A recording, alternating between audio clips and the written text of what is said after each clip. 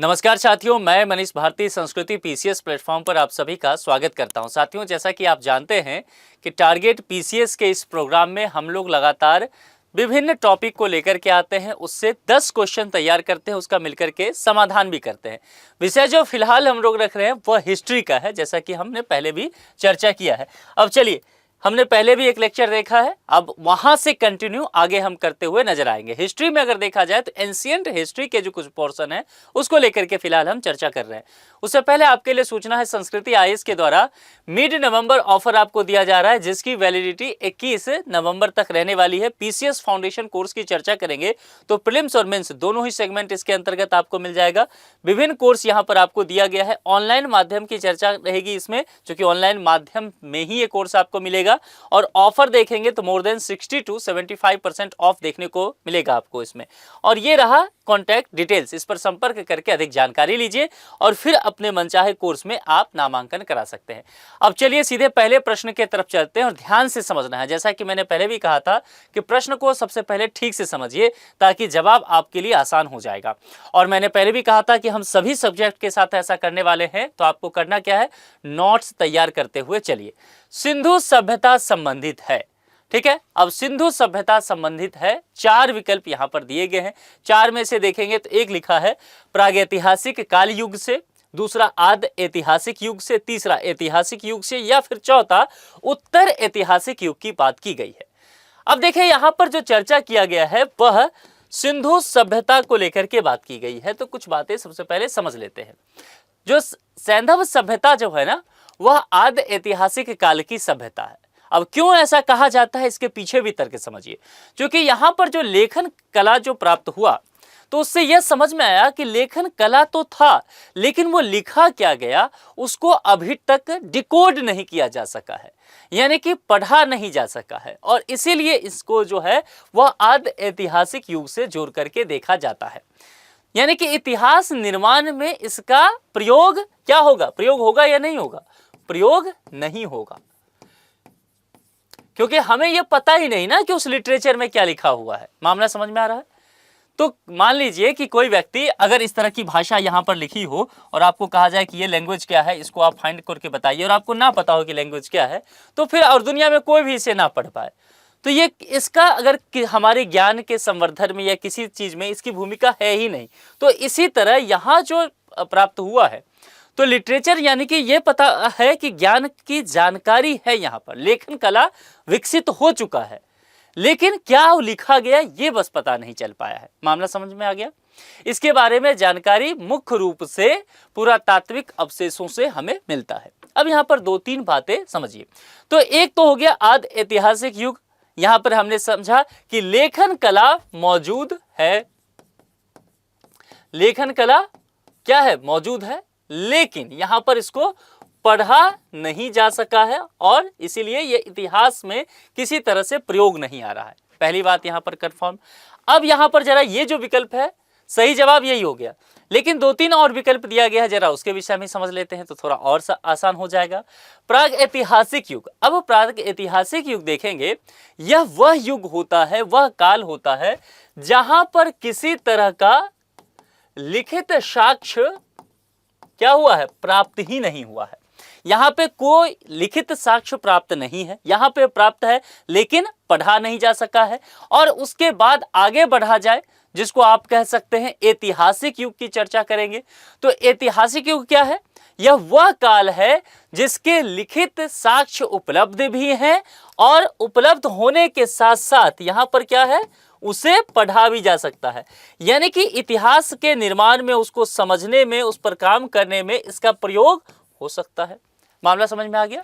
तो ये यहां पर चीजें जो है उसके विषय में समझिए। मुख्य रूप से हमारा जवाब आद्य ऐतिहासिक युग से था। आगे बढ़ जाया जाए पहले प्रश्न के बाद। अच्छा, आप लोग को अगर प्रश्न का जवाब पता हो तो कमेंट बॉक्स में लिखते चल सकते हैं आप। दूसरा, सिंधु घाटी संस्कृति वैदिक सभ्यता। सिंधु घाटी संस्कृति जो है वह वैदिक सभ्यता से क्या है, भिन्न है। तो पूछा गया है कि वह भिन्न क्यों है, उसके पीछे की क्या वजह है। 4 वजह दिया गया है, आपको बताना है कि उसमें से कौन सा एक वजह सही मालूम पड़ता है। अब देखिए, सिंधु घाटी सभ्यता के बारे में, इसके पास विकसित शहरी जीवन की सुविधाएं थी। अब सिंधु घाटी सभ्यता आपने पढ़ा है, ठीक है, तो जरा यहां पर समझते चलिएगा कि जो जो स्टेटमेंट कहा गया है क्या वह सिंधु घाटी सभ्यता से जुड़ता है जाकर के। तो पहली चीज, इसके पास विकसित शहर की जीवन को लेकर के बात किया गया। आगे इसके पास जो है चित्रलेखीय लिपि थी। दूसरा, यहां पर कीवर्ड हमें समझ में आ गया। तीसरा, इसके पास लोहे और रक्षा शस्त्रों के ज्ञान का क्या था, अभाव था। ज्ञान था नहीं, ज्ञान का अभाव था, ये ध्यान रखिएगा। तो ये 3 स्टेटमेंट सिंधु घाटी संस्कृति के विषय में कहा गया है और इसके आधार पर हमें यह बताना है कि वैदिक सभ्यता से किस तरह से भिन्न था। अब जैसा कि हमने सिंधु घाटी सभ्यता के विषय में पढ़ा है हम सबों ने, और उसमें हमने क्या पढ़ा है कि सिंधु घाटी सभ्यता जो था वह नगरीय सभ्यता ही रहा, जबकि ध्यान दीजिएगा, अब यहां पर लिखा भी है कि यह जो शहरी यानी कि नगरीय, तो सिंधु घाटी सभ्यता नगरीय। लेकिन आपको यह पता होगा ना कि वैदिक सभ्यता क्या है, वह ग्रामीण सभ्यता रहा है। तो पहला डिफरेंसेस यह हो गया। और सिंधु सभ्यता की लिपि की अगर बात किया जाए तो वह लिपि क्या रहा है, वह भाव चित्रात्मक लिपि हुआ करता था, जो यहां पर लिखा भी गया है, चित्रलेखीय लिपि से काम किया जाता था। ठीक, अब आगे बढ़ते हैं लोहे और रक्षा शस्त्र को लेकर के। वैदिक सभ्यता के लोग जो थे वह लोहे का ज्ञान उनके पास था, रक्षा शस्त्रों का ज्ञान उनके पास था। लेकिन अगर आप सिंधु घाटी सभ्यता के लोगों के विषय में चर्चा करेंगे तो इनके पास लोहे की जानकारी नहीं है, इनके पास जो है शस्त्रों के ज्ञान का क्या है, सर्वथा अभाव है, ये ज्ञान नहीं है। तो कुल मिलाकर के ये स्टेटमेंट भी सही हुआ सिंधु घाटी संस्कृति के विषय में, दूसरा भी तीसरा भी सही हो गया, और ये तीनों ही स्टेटमेंट वैदिक सभ्यता से सिंधु घाटी सभ्यता को अलग करता है, भिन्न करता है।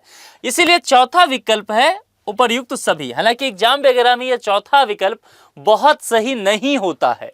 अभी बीपीएससी का आप जानते हैं प्रीलिम्स का रिजल्ट आया, आप उसमें देखे होंगे, ये नहीं होता है, ज्यादातर सही नहीं होता है। लेकिन इस प्रश्न में यही होगा। तो आप इस प्रश्न के माध्यम से सिंधु घाटी को थोड़ा सा और समझ भी गए, वैदिक सभ्यता को भी आप यहां पर समझने का काम कर लिए। तो आप इसको भी नोट करके आगे बढ़िए। अब तीसरा पर चलते हैं। तीसरा क्या है, हड़प्पा संस्कृति की जानकारी का प्रमुख स्रोत पूछा गया। किसकी, हड़प्पा संस्कृति। और कहा गया ये जो जानकारी है इसका प्रमुख स्रोत क्या है, ये आप हमें फाइंड आउट करके बताइए। और इस पर 4 चीज है। क्या है, शिलालेख है, पकी मिट्टी की मुहरों पर अंकित कुछ लेख है, क्या वो है, या फिर पुरातात्विक खुदाई है, या ऊपर के चारों हैं, ये आपसे पूछा गया है। अब सबसे पहले समझ लीजिए, हड़प्पा संस्कृति की लिपि को अभी तक पढ़ा ही नहीं जा सका है। तो पहली चीज तो ये जानकारी का प्रमुख स्रोत, यानी कि ये जो यहां पर मैंने क्या कहा, लिपि को लेकर के चर्चा किया, लिपि जो है इसको क्या हुआ है, पढ़ा नहीं जा सका है। तो पहली चीज ये। अब अगर लिपि से नहीं जानकारी मिला है तो फिर जानकारी हमें प्राप्त कहां से हो रहा है, तो हड़प्पा संस्कृति के जानकारी का प्रमुख स्रोत ही पुरातात्विक खुदाई से प्राप्त होता है। हम जब इतिहास पढ़ते हैं, आपने पहले जो शुरुआती चैप्टर बिल्कुल पढ़ा होगा इतिहास का, तो उसमें क्या है कि इतिहास को जानने के स्रोत क्या क्या हैं। अब उसमें लिटरेचर भी हो सकता है, उसमें उस समाज की कुछ विशेषताएं हो सकती है, पुरातात्विक कुछ खुदाई हो सकता है, कुछ साक्ष्य हो सकते हैं, है ना। यही सारी चीजें हैं जिससे हम इतिहास को समझने की कोशिश करते हैं कि पहले किस तरह की घटनाएं घटित हुई होगी। तो अगर हड़प्पा संस्कृति की बात करेंगे तो यहां पर शिलालेख तभी तो होगा जब लिपि वहां पर देखने को मिलेगा। अगर उस लिपि को हम पढ़ लेते हैं तो हमें पता चलेगा कि यहां पर क्या जानकारी था, लेकिन उस समय के लिपि को पढ़ा ही नहीं जा सका है, तो जाहिर सी बात है शिलालेख की बात होगी नहीं।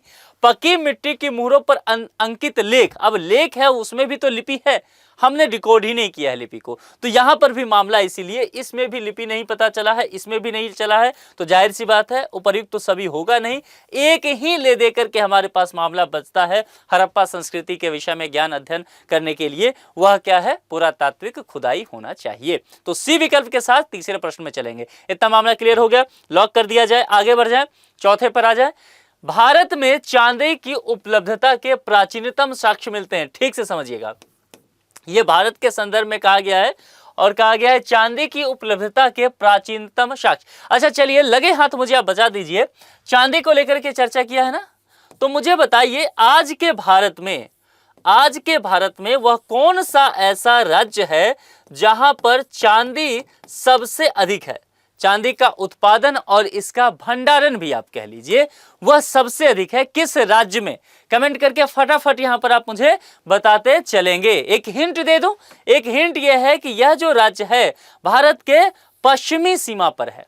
ठीक है, मामला समझ में आ रहा है? अब इससे ज्यादा हिंट नहीं दूंगा, तो ये अभी आपको कमेंट में लिख करके बताना है। अब चलिए जरा यहां आते हैं। यहां क्या प्रश्न पूछा गया है? भारत में चांदी की उपलब्धता के प्राचीनतम साक्ष्य कहां मिलते हैं? और वो 4 विकल्प आपको दिया गया है। चारों में क्या है पूछा गया? क्या वो हड़प्पा संस्कृति से है, दूसरा पश्चिमी भारत की त्राम प्राशान संस्कृति में, तीसरा वैदिक संहिताओं में, और चौथा चांदी के आहत सिक्कों में। और यह कहता है कि साक्ष्य कहां मिलते हैं उपलब्धता की, ये बताइए। हम सब जानते हैं कि भारत में चांदी की उपलब्धता के प्राचीनतम साक्ष्य की जब बात की जाएगी तो हमने पढ़ा है कि हड़प्पा संस्कृति में ही देखने को मिलता है। और इस सभ्यता के दौरान चांदी का व्यापक रूप से उपयोग किया जाता था। धातु प्रौद्योगिकी भी उस वक्त अगर देखा जाए हड़प्पा संस्कृति में तो अत्यधिक उन्नत हुआ करती थी। हड़प्पा में आपको ध्यान होगा, आपने पढ़ा होगा, एनसीईआरटी में भी देखा होगा आपने, हड़प्पा में मिली गेंडा आकृति वाली 2 चांदी की मोहरें देखने को मिला है, जो इसका एक उदाहरण माना जाता है। कौन सी आकृति है, नोट कर लीजिए, यह आपको पूछा जा सकता है। गेंडा आकृति मतलब एक मतलब ऐसे कह सकते हैं कि जैसे सिक्का होता है आजकल, जैसे रुपया है, 1 रुपया, 2 रुपया, 5 रुपया, 10 रुपया का नोट देखते हैं, कुछ ना कुछ उस पर चित्र वगैरह रहता है। ऐसा ही कहा गया है कि हड़प्पा में 2 चांदी के जो मुहर मिला था उस पर गेंडा आकृति बना हुआ है, वह उसका एक प्रमुख उदाहरण भी माना जाता है। और इससे ये चीज हम लोग समझते हैं कि ये लोग मुख्यतः राजस्थान की जानवर, और इससे ये मुख्यतः हम लोग ये समझते हैं कि ये लोग मुख्यतः राजस्थान की जावर और अजमेर की खानों से चांदी प्राप्त करते थे। हिंट पर्याप्त मिल रहा है, इस प्रश्न का जवाब दीजिएगा। यानी कि ए विकल्प के साथ हम लोग चलेंगे, हड़प्पा संस्कृति के साथ आगे इसको बढ़ाया जाए। आगे बढ़ जाए। मूर्ति पूजा का आरंभ, मूर्ति पूजा का आरंभ कब से माना जाता है, यह कहा गया है। 4 विकल्प है, सिंधु घाटी सभ्यता, उत्तर वैदिक काल, मौर्य काल, कुषाण काल। ये 4 विकल्प यहां पर आपको देखने को मिलेगा। अब ठीक से समझते हैं। सबसे पहले मूर्ति पूजा का जो आरंभ है वह सिंधु घाटी सभ्यता से माना जाता है, जहां मूर्तियों के शुरुआती प्रमाण भी मिलते हैं। तो पहली चीज क्या हो गया, हमें जो प्रश्न में कहा गया था सिंधु घाटी सभ्यता, तो सही तो ये हो गया, मूर्तियों के शुरुआती प्रमाण भी यहीं से मिलेगा, ध्यान रखना है। हालांकि ध्यान से समझिए, वैदिक काल की जब चर्चा की जाएगी और वैदिक काल के बाद की स्थिति देखेंगे तो विशेष करके अगर उत्तर वैदिक काल की मैं आपको चर्चा करूं, और उत्तर वैदिक काल के साथ साथ आप उसके बाद देखेंगे महाजनपद युग में जब आएंगे तो यह प्रथा व्यापक रूप से प्रचलित उस वक्त हुआ है। कौन सा, मूर्ति पूजा का अगर प्रचलन के हैं, विस्तार के हैं, ये देखने को मिलेगा। तो कुल मिलाकर के ठीक से समझ लीजिएगा, इस तरह का प्रश्न आएगा तो आप कंफ्यूज करेंगे।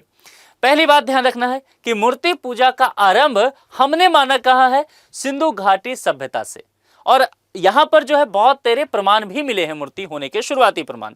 लेकिन आपसे प्रश्न किया जाएगा कि क्या और भी कालखंड में देखने को मिला, इसका विस्तार कहां हुआ, यह प्रथा व्यापक रूप से प्रचलित कहां हुआ, तो वह वैदिक काल के साथ साथ थोड़ा आगे बढ़िए, उत्तर वैदिक काल और महाजनपद युग की भी आप चर्चा करेंगे। ठीक है, अगर पूछा जाए विस्तार कैसे हुआ, लेकिन शुरुआत हम लोग सिंधु घाटी सभ्यता को लेकर के ही चर्चा करेंगे। उत्तर वैदिक काल में हम ये मानेंगे कि इसका विस्तार हुआ है, प्रचार हुआ है, प्रचलित काफी यहां पर देखने को मिला है। महाजनपद काल में भी आप ये देख सकते हैं। ठीक है, तो ए विकल्प के साथ आप यहां पर चलेंगे।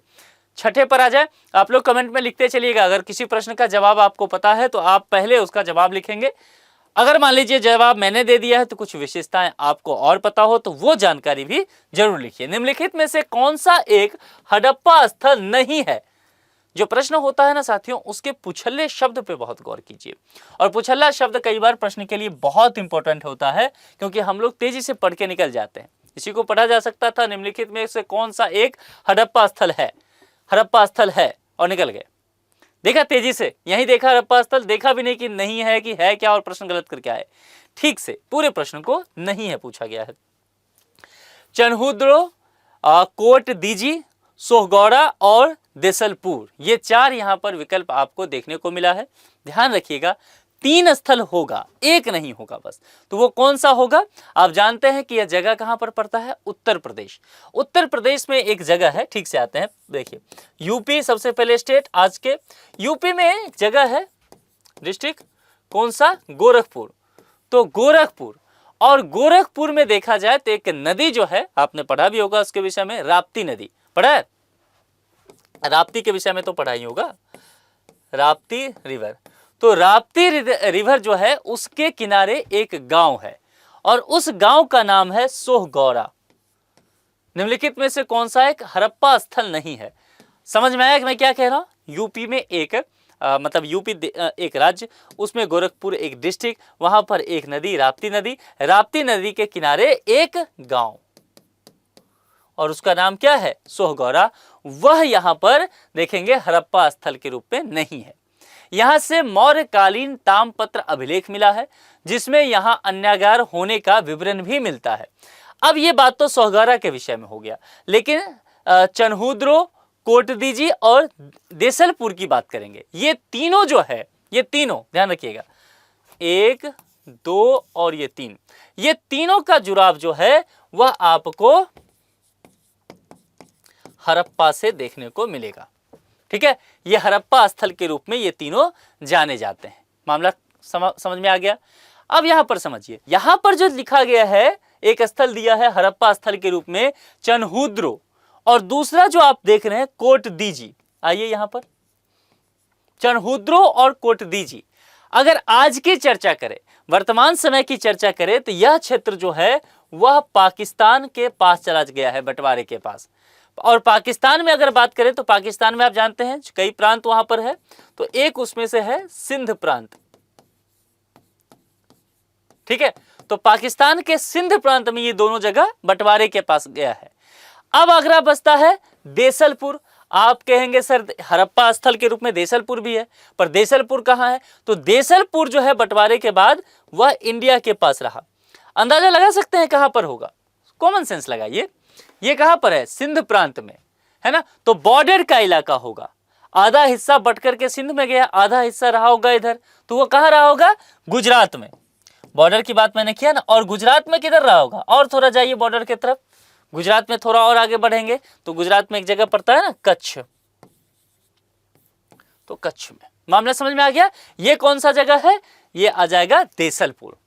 इतना क्लियर हो गया ना? अगर इस तरह से आप पढ़ेंगे, कोई भी प्रश्न गलत करके नहीं आएंगे, चीजों को सही से समझ भी जाएंगे। आजकल जो है विभिन्न, देखिए पीसीएस में तो पहले से भी एंशिएंट पूछा जाता रहा हिस्ट्री। यूपीएससी में थोड़ा कम हो गया था बीच में, पिछले 3-4 वर्षों में, लेकिन फिर से देखा गया कि ना सिर्फ एंशिएंट हिस्ट्री का पोर्शन बढ़ा है प्रीलिम्स में, बल्कि एनसीईआरटी से सीधे हूबहू क्वेश्चन आ रहे हैं। तो इसलिए चीजों को थोड़ा सही से पढ़िए ताकि आपका सिलेक्शन रुके ना इन सब चीजों की वजह से। ये प्रश्न समझ में आ गया? कितना इजी था, लेकिन थोड़ा सा चीजों को बस समझना होता है। जो चीजें मैं लिखाते चलता हूं ना, वो नोट कीजिए एक जगह।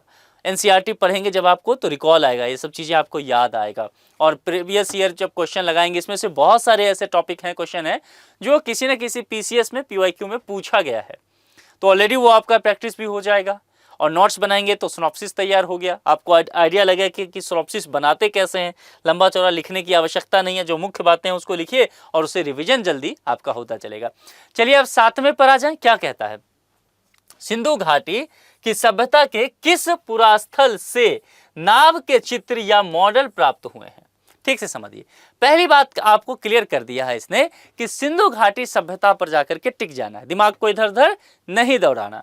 सिंधु घाटी सभ्यता, अब वहां पर भी आपसे पूछा गया है, हिंट दिया है कि एक पुरास्थल है, और वहां पर वो कौन सा पुरास्थल है जहां से नाव के चित्र या मॉडल प्राप्त हुआ है? बस इतनी बात आप बता दीजिए। हड़प्पा एवं कोटदीजी, कालीबंगा और रोपड़, धौलावीरा एवं भगतराव, और मोहनजोदड़ो एवं लोथल। ये 4 विकल्प आपको देखने को मिल रहा है। अब यहां पर अगर चर्चा करें सिंधु घाटी सभ्यता को लेकर के और पूरा स्थल को लेकर के, जहां से नाव के चित्र या मॉडल मिले हैं, वह जगह हम सब ने पढ़ा है। आप एनसीईआरटी खोल के देखेंगे, आपको सिंधु घाटी वाले चैप्टर में मिल जाएगा। सिंधु घाटी सभ्यता के मोहनजोदड़ो और लोथल दोनों पुरास्थलों से नाव के चित्र या मॉडल प्राप्त हुए हैं। अब आप कहेंगे सर ये प्रश्न आता है क्या? आता नहीं है भाई साहब, इतनी बार पूछा गया है ना कि हम कहेंगे इसको 5 स्टार लगाइए। विभिन्न पीसीएस में पूछा गया है, तो निश्चित तौर पर यह बेहद महत्वपूर्ण प्रश्न है।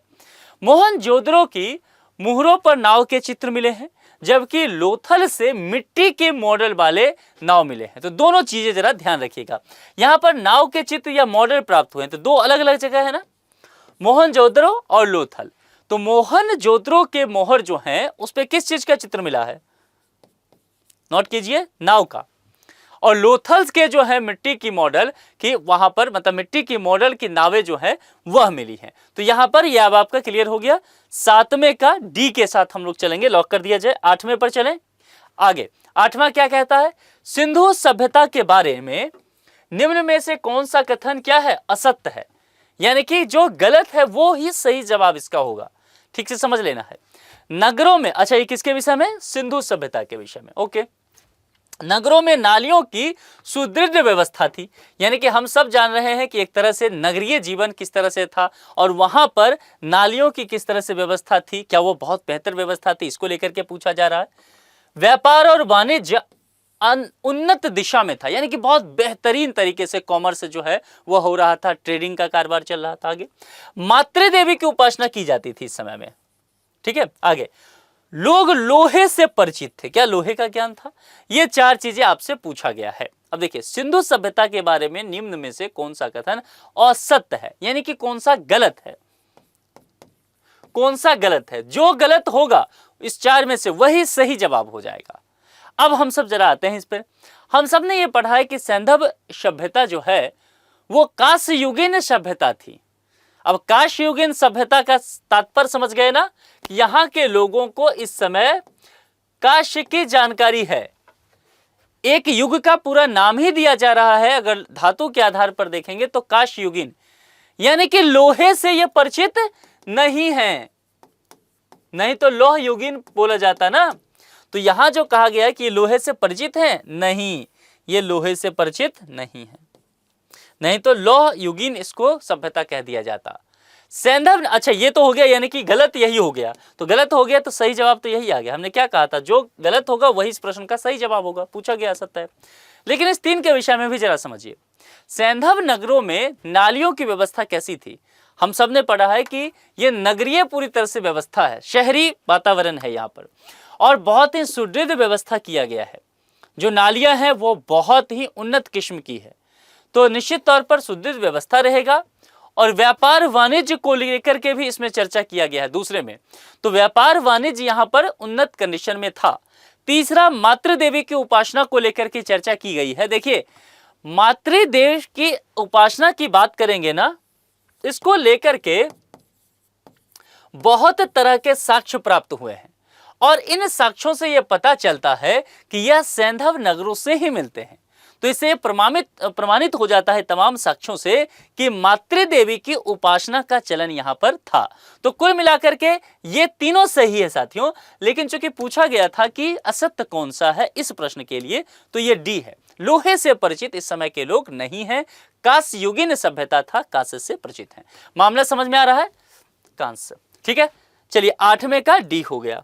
9वें पर आते हैं। निम्नलिखित में से कौन हड़प्पा संस्कृति के पूर्वी सीमांत का निर्धारण करता है, बहुत इंपॉर्टेंट है ये प्रश्न पूछा जा चुका है। और होता क्या है ना कि इस तरह के प्रश्न कई बार बहुत घुमा फिरा के पूछे जाते हैं, भाषा चेंज किया जाता है। एक बार मान लीजिए पूर्वी सीमांत पूछ देगा, चलिए एक ऐसे करके आपने बचपन में तो डायरेक्शन निकालने वाला चीज देखा ही होगा ना। जब भी इस तरह के टॉपिक आए साथियों, डायरेक्शन को लेकर के, चाहे हिस्ट्री में, ज्योग्राफी में, इस तरह का चीजें बनाइए, सिनॉप्सिस बनाना सीख लीजिए, उससे मेहनत कम होगा आपका। ये नॉर्थ हो गया, ये साउथ हो गया, ये ईस्ट हो गया, और ये क्या हो गया, वेस्ट हो गया, ठीक। अब देखिए प्रश्न क्या कहा गया, हड़प्पा संस्कृति, हम टिक जाएंगे हड़प्पा के पास, इधर उधर दिमाग नहीं ले जाना है। लेकिन यहां पर पूर्वी सीमांत की बात की गई है, कहा गया है निर्धारण करता है ये 4। अब समझिए, पूर्वी सीमांत जैसे यहां पर साथियों पूछा गया है, यहां पर आपसे उत्तरी भी किसी में पूछा जा सकता है, किसी में दक्षिणी पुरास्थल के विषय में पूछ ले, है ना, किसी में पश्चिमी पूछ ले। तो कुल मिलाकर के हमें सभी के विषय में एक बार जानकारी हो जाए, फिर आंसर हम निकाल लेंगे। मामला समझ में आ रहा है।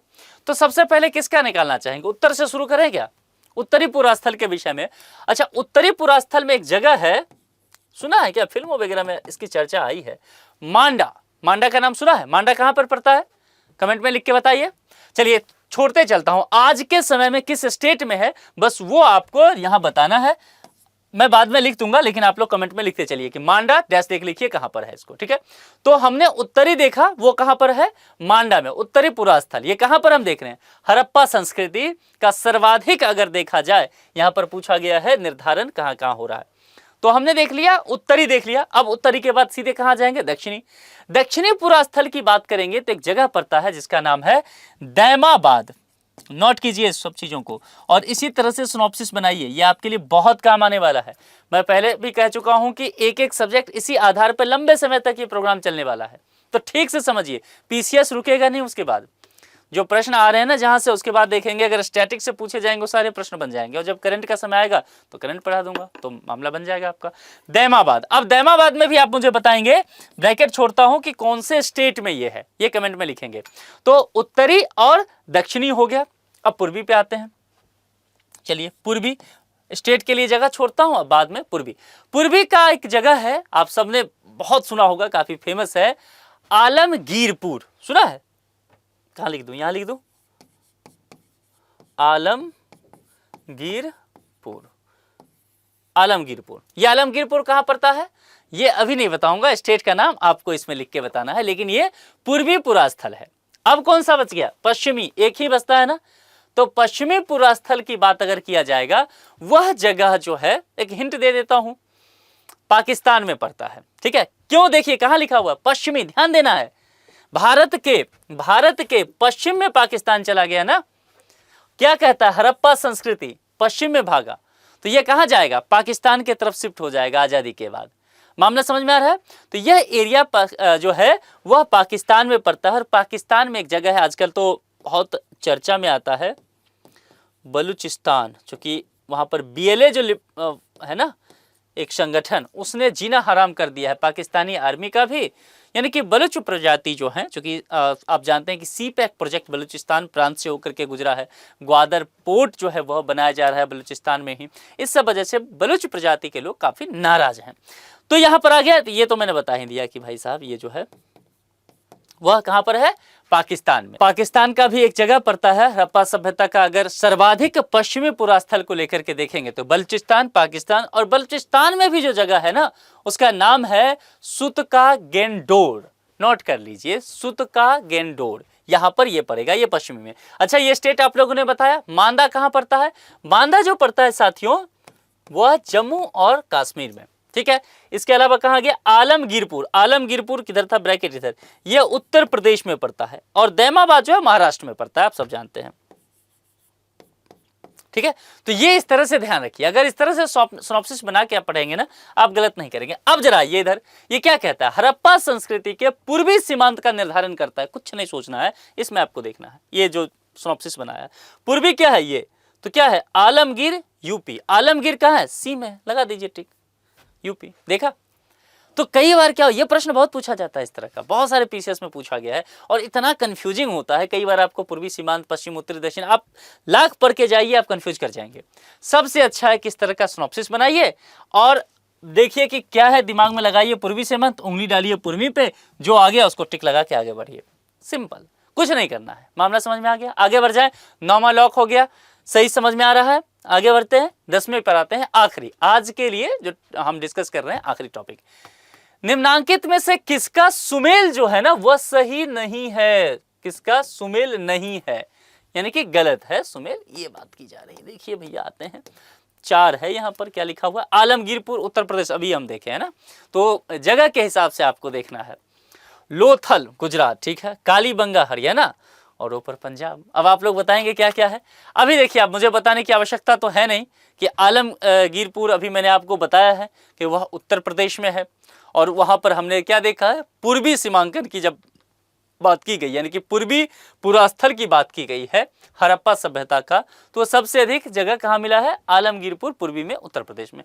तो ये तो इसका मतलब सही हो गया, अभी हमने पढ़ा। दूसरा भी अगर ध्यान होगा तो मैंने आपको बताया है, और दूसरा मैंने आपको बताया था कि लोथल जो है वो गुजरात में पड़ता है, गुजरात में खंभाट की खाड़ी के पास ये स्थित था, और यहाँ एक गोदी के अवशेष मिले हैं, ठीक है। तो यह भी सही हो गया, दोनों सही हो गया। कालीबंगा हरियाणा, हाँ कालीबंगा हरियाणा पे आइए, क्या लगता है कालीबंगा जो है ना दोस्तों, वो हरियाणा में नहीं है, वो कहां पे है? राजस्थान में है। ध्यान रखिएगा, कालीबंगा वह पड़ता है राजस्थान में। और राजस्थान के किस जिले में? अगर बताना चाहेंगे राजस्थान वाले लोग, जाग जाइए और बताइए कौन सा जगह है? हनुमानगढ़। हनुमानगढ़ पढ़ा है ना ये? अरे इतनी बार ये आरएएस में पूछा है कि मैं क्या ही बताऊं। अब देखिए प्रीवियस ईयर जाकर के देखिए, जरा पलटिए उसको, हिस्ट्री में, एंशिएंट हिस्ट्री वाले में, तो आप देखेंगे राजस्थान सिविल सर्विसेज में काफी बार ये प्रश्न पूछा गया है, बहुत इंपॉर्टेंट है। ठीक है, तो इसको निश्चित तौर पर टिक लगाइए। ये सुमेल नहीं है। अच्छा, रोपर पंजाब, रोपर जो है ना, जो पंजाब का एक डिस्ट्रिक्ट पड़ता है, तो पंजाब के रोपर जिले में स्थित एक बेहद महत्वपूर्ण स्थल के रूप में जाना जाता है। यानी कि जवाब ये था, ये हरियाणा गलत है, वह राजस्थान था। मामला सही हो गया, क्लियर हो गया। आगे बढ़ जाएं, 10 क्वेश्चन हो गया। अब एक प्रश्न आपके लिए, कमेंट बॉक्स में आप उसका जवाब देंगे। सिंधु घाटी सभ्यता का पहला उत्खनित स्थल कौन सा था? बहुत बढ़िया प्रश्न है ये। ठीक है, मोहनजोदड़ो, लोथल, कालीबंगन या फिर हड़प्पा? जवाब आ जाएगा या आ गया दिमाग में? ठीक से अगर समझा होगा ना पिछले 2 लेक्चर को, तो आ गया होगा आपके ब्रेन में इसका आंसर कि ये है क्या। फटाफट उंगली चलाइए और कमेंट बॉक्स में लिखते जाइए। आपको ये प्रोग्राम कैसा लग रहा है, ये भी आप मुझे कमेंट बॉक्स में बताइए। आप और क्या उम्मीद करते हैं? मैं ये नहीं चाहता हूं कि प्रोग्राम जो है वो मोनोलॉग हो जाए। आप और बताइए कि आप क्या उम्मीद करते हैं, उसके आधार पर और बेहतर किया जाएगा। ठीक है, तो आज इसको यहीं पर अंत करते हैं। अगले लेक्चर में फिर इसी प्रक्रिया को आगे बढ़ाया जाएगा। अगर आपको कोई टॉपिक और नहीं समझ में आ रहा है, वो कमेंट बॉक्स में लिख दीजिए, उस पर हम प्रश्न बना लेके आएंगे या उस टॉपिक पर डिस्कशन कर लेंगे। लेकिन हाँ, ध्यान रखना है, अभी एंशिएंट हिस्ट्री पढ़ रहे हैं तो एंशिएंट से ही, जब ज्योग्राफी इकोनॉमी आएंगे तो उस पर भी कर लेंगे। फिलहाल यहाँ पर रुकते हैं और ये काम पहले निपटा लेते हैं। अभी तक संस्कृति पीसीएस चैनल को सब्सक्राइब नहीं किया है तो क्या करना है? सब्सक्राइब कर लेना है। आज के लिए इतना ही। जुड़े रहने के लिए आप सभी का बेहद शुक्रिया। Thank you so much.